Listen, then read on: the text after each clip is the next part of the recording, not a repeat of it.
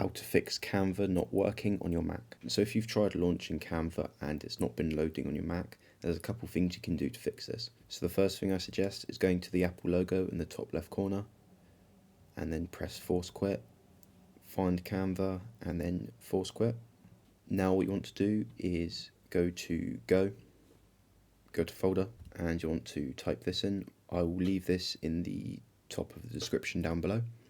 Now you want to click on that and select all and just throw these in the bin. So if that doesn't work, the next thing you can try is Finder, Applications, find Canva, and then you want to move to bin. Now you need to type your password in,